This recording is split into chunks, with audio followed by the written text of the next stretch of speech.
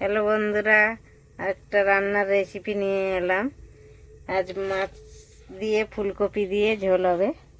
তাই কড়া গরম হয়ে গেছে, তেল দিয়ে দিচ্ছি, সর্ষে তেল।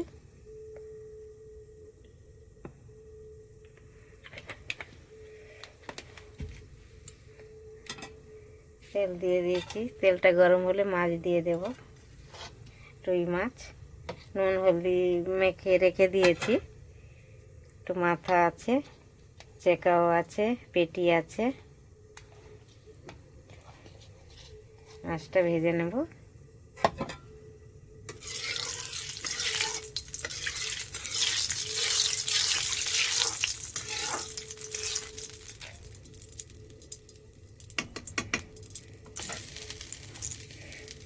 তেলটা গরম হয়ে গেছে, মাছ দিয়ে দিচ্ছি।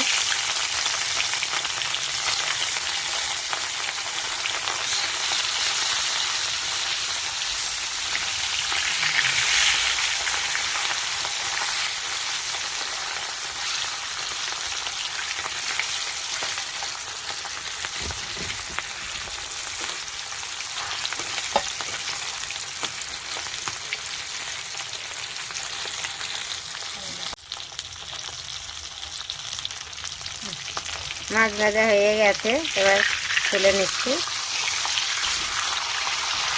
মাছটা ভালো করে ভেজে নিয়েছি।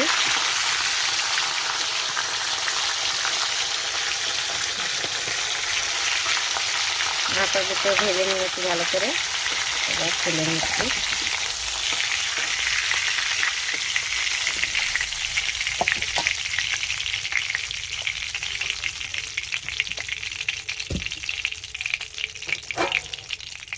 এবার ফুলকপিটা ভেজে নেব। ফুলকপি দিয়ে দিচ্ছি।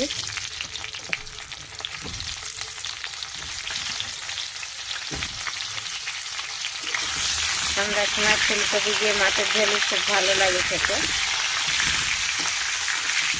ফুলকপিটাও ভালো করে ভেজে নেব, লাল লাল করে।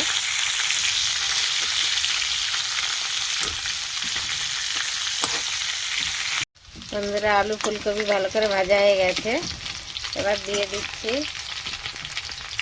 হলুদ গুঁড়ো,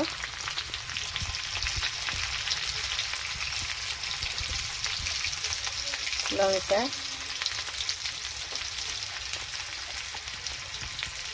ধনের গুঁড়ো, জিরের গুঁড়ো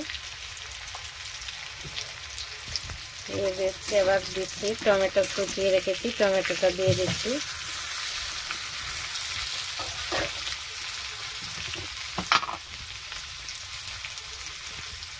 পরিমাণ মতন নুন।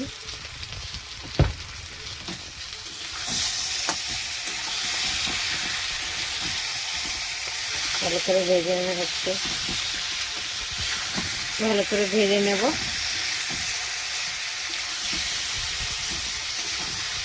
এবার ঢেকে দিচ্ছি। আলু ফুলকপিটা ভালো করে ভেজে নিয়েছি, ভালো করে তেল ছেড়ে দিয়েছে। এবার জল দিয়ে দিচ্ছি। মাছ দিয়ে ঝোল হবে তো, একটু জল দিতে হবে। জল দিয়ে দিচ্ছি। ঠান্ডার সময় ভালো লাগবে আলু ফুলকপি মাছের ঝোল।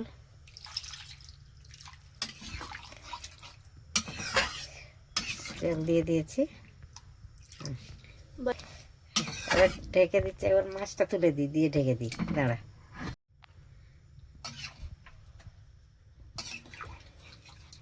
একসাথে মাছও দিয়ে দিচ্ছি, ঢেকে দেব। মাছটাও দিয়ে দিচ্ছি।